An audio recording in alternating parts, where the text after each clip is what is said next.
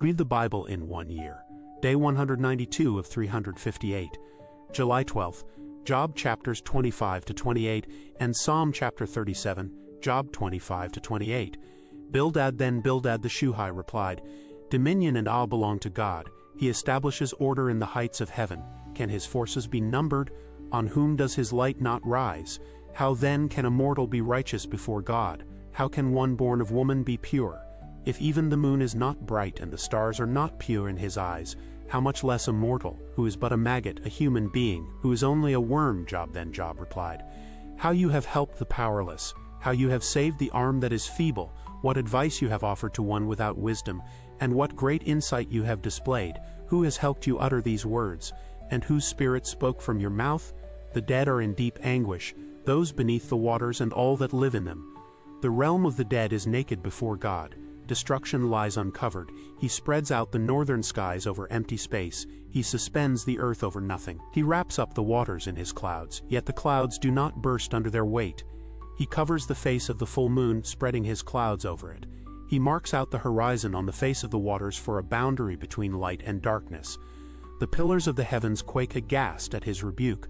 By his power he churned up the sea. By his wisdom he cut Rahab to pieces. By his breath the skies became fair. His hand pierced the gliding serpent. And these are but the outer fringe of his works. How faint the whisper we hear of him. Who then can understand the thunder of his power? Job's final word to his friends, and Job continued his discourse. As surely as God lives, who has denied me justice, the Almighty, who has made my life bitter.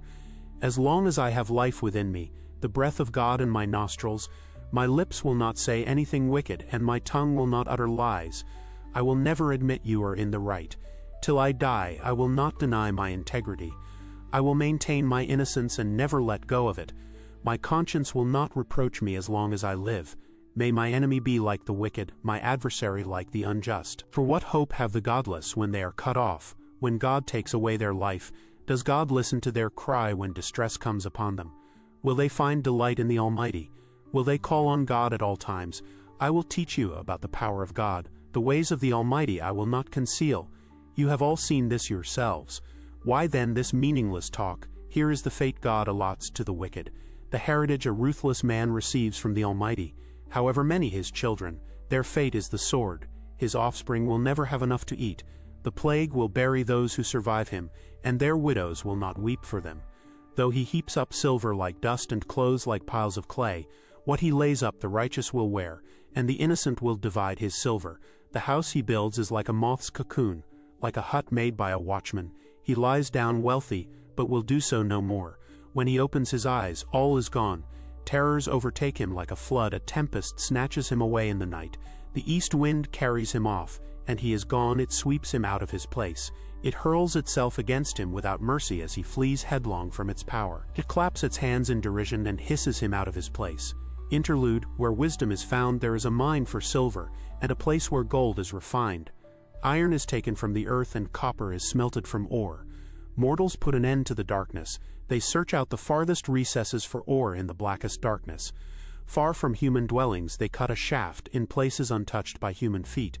Far from other people they dangle and sway. The earth from which food comes is transformed below as by fire. Lapis lazuli comes from its rocks, and its dust contains nuggets of gold. No bird of prey knows that hidden path. No falcon's eye has seen it. Proud beasts do not set foot on it, and no lion prowls there. People assault the flinty rock with their hands, and lay bare the roots of the mountains. They tunnel through the rock. Their eyes see all its treasures. They search the sources of the rivers and bring hidden things to light. But where can wisdom be found? Where does understanding dwell? No mortal comprehends its worth. It cannot be found in the land of the living. The deep says, "It is not in me." The sea says, "It is not with me." It cannot be bought with the finest gold, nor can its price be weighed out in silver. It cannot be bought with the gold of Ophir, with precious onyx or lapis lazuli.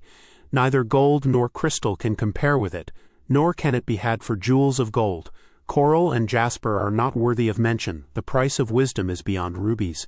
The topaz of Cush cannot compare with it. It cannot be bought with pure gold. Where then does wisdom come from? Where does understanding dwell? It is hidden from the eyes of every living thing, concealed even from the birds in the sky. Destruction and death say, only a rumor of it has reached our ears. God understands the way to it, and he alone knows where it dwells, for he views the ends of the earth and sees everything under the heavens.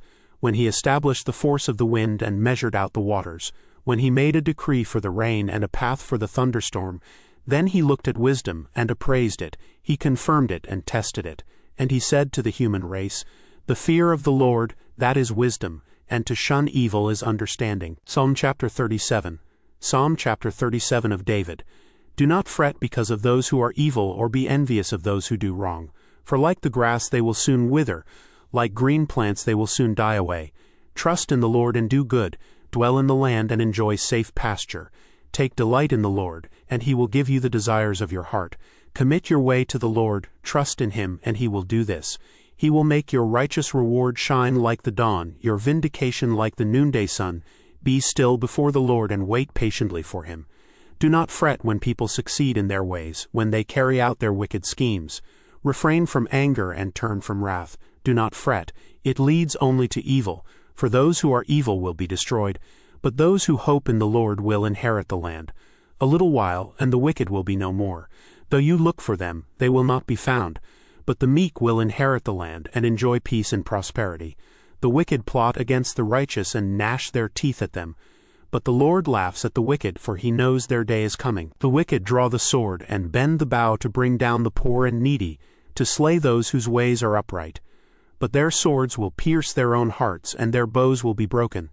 Better the little that the righteous have than the wealth of many wicked, for the power of the wicked will be broken, but the Lord upholds the righteous. The blameless spend their days under the Lord's care, and their inheritance will endure forever. In times of disaster they will not wither, in days of famine they will enjoy plenty. But the wicked will perish. Though the Lord's enemies are like the flowers of the field, they will be consumed, they will go up in smoke. The wicked borrow and do not repay, but the righteous give generously. Those the Lord blesses will inherit the land, but those he curses will be destroyed. The Lord makes firm the steps of the one who delights in him.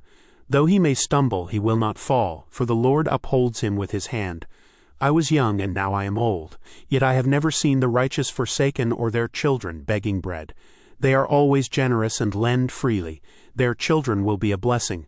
Turn from evil and do good, then you will dwell in the land forever. For the Lord loves the just and will not forsake his faithful ones.